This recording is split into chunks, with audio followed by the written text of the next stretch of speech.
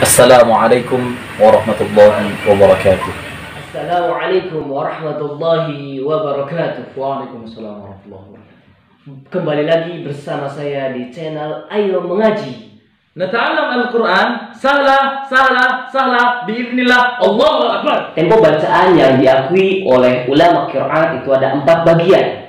Apa gitu? Yang pertama ada tahqiq, yang kedua ada tartil, yang ketiga ada tadwir, dan yang keempat ada hadad. Kira-kira menurut antum seberapa besar manfaat mempelajari ilmu Al-Quran itu? Untuk mempelajari ilmu Al-Quran, kalau kita lihat sekarang ini kan ada tahsin, tahfiz, tartil, tilawah. Jadi penasaran kan jawabannya? Nah, Jangan lupa saksikan video selengkapnya di channel Ayo Mengaji. nata'allam Al-Quran sahla biiznillah. Allahu Akbar.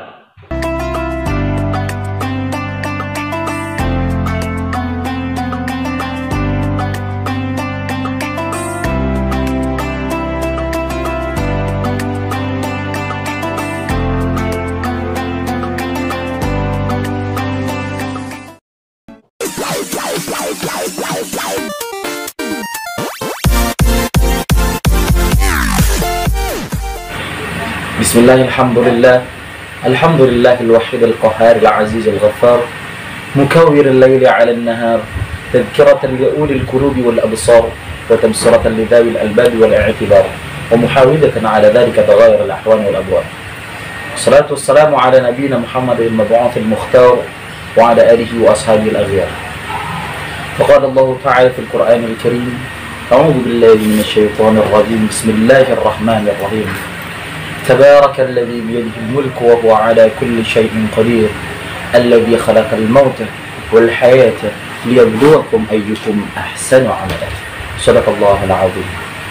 أيها الأعزاء المشاهدون الكرام، في هذا الوقت المبارك بالحمد لله الذي جعل هذه الفرصة فرصة غالية، فرصة ذهبية، مثلها كمثل اللؤلؤ الذي يتلألأ ويتلألأ وتلألؤه أطيب من تلألؤ اللؤلؤ المتلألأ.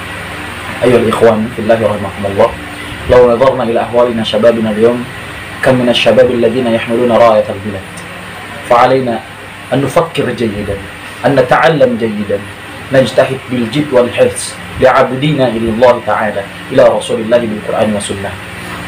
فإن الله تعالى يقول في القرآن الكريم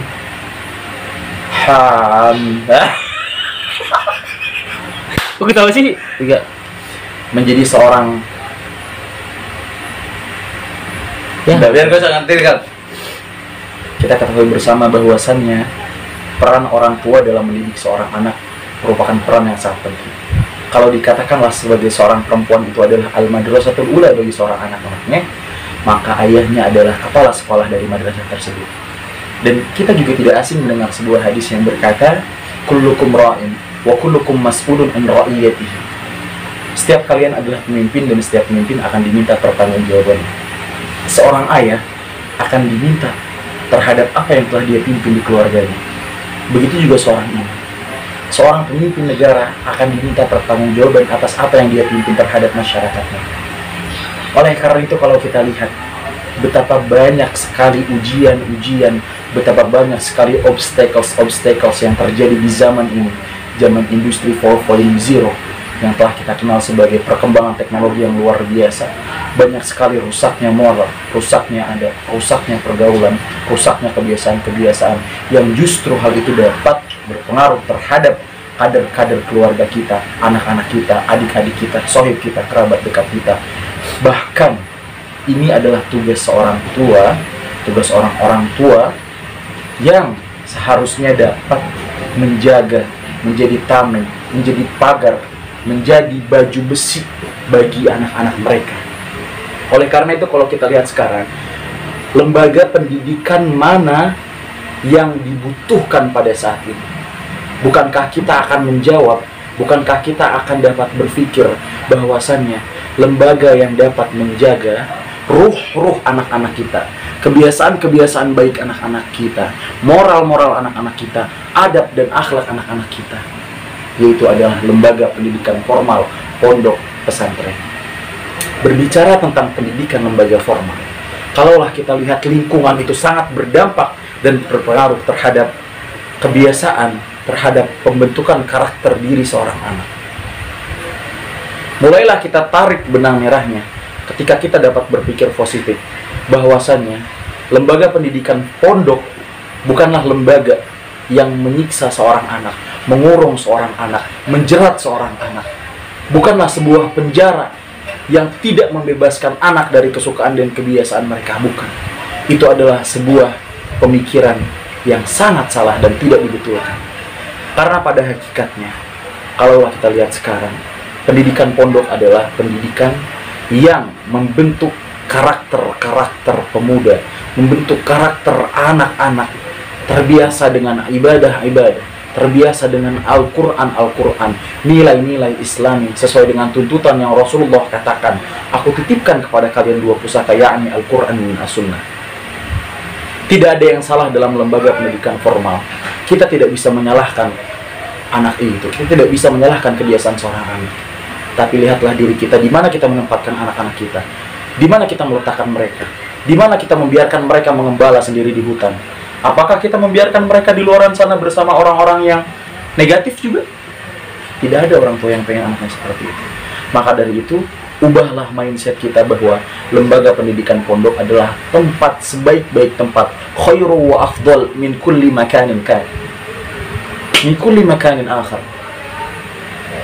Terkadang kita suka berpikir kalau anak kita ditaruh ke pondok, dia nggak bebas, terkekang. Pada akhirnya stres, gila, suka dipukul, suka ini segala macam. Tidak. Karena saya pun sendiri pernah merasakan hal itu. Ternyata ketika saya bandingkan antara pendidikan di luar sana dengan pendidikan di pondok, saya menemukan sebuah perbedaan yang sangat fantastis yang membuat saya bahwa kehidupan di pondok adalah sebuah kehidupan yang bernilai. Orang tua tidak pernah menyiksa seorang anak kalau anak itu ditaruh di pondok. Tapi orang tua menitipkan harapan besar. Orang tua ingin anaknya lebih baik. Tidak ada orang tua yang menginginkan anaknya sama seperti mereka.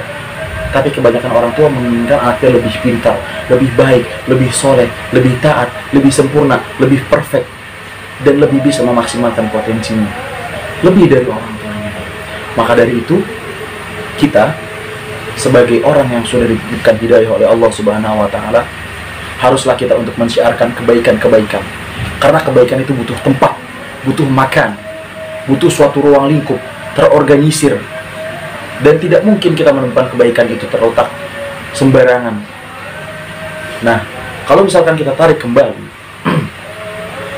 di pondok itu, seorang santri akan dididik layaknya patriotis, bukan hanya dari segi kekuatan fisik, tapi juga dari segi keilmuan, dari segi kebahasaan, dari segi Quran, adab, dan nilai-nilai Islam.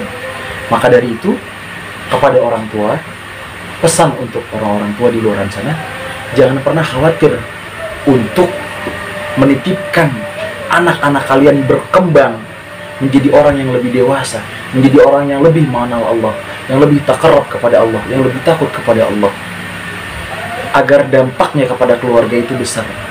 Di pondok diajarkan adab untuk tidak melawan orang tua, untuk tidak berkata kasar, untuk tidak meninggikan suara, untuk menjaga adab-adab dan kesopanan itu akhlak.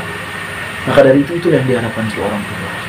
Jadi jangan pernah takut untuk membiarkan anak kalian berburu di hutan-hutan pondok, berburu di lapangan luas pondok. Biarkan mereka berkembang bersama lingkungan yang membentuk mereka dari pagi sudah diajarkan untuk bangun sholat tahajud, untuk membaca Al-Quran, untuk sholat subuh berjamaah, untuk menghafalkan ayat-ayat Allah, untuk belajar berbahasa Arab dan Inggris, untuk belajar mengenal Allah. Di siang hari mereka diajarkan untuk berpuasa, menahan haus dan lapar. Di sore hari mereka diajarkan olahraga untuk melatih fisik mereka, dan di malam hari mereka dilatih untuk public speaking. Ini adalah perkembangan yang akan membentuk seorang pemuda, membentuk anak-anak kita, membentuk karakter mereka menjadi karakter yang habitsnya baik, positif. Pada akhirnya impact-nya akan terasa kepada kita. So, tunggu apa lagi? Jangan pernah ragu, karena kita ingin kebaikan dari apa yang telah kita hasilkan. Kita ingin punya anak, dan kita juga memiliki kewajiban untuk mendidik dia sampai menjadi manusia yang benar-benar menjadi manusia. Wujuduka adanya menjadi manusia bermanfaat. Khairun nasi anfa'uhum linnas. Terima kasih, kurang lebihnya mohon maaf.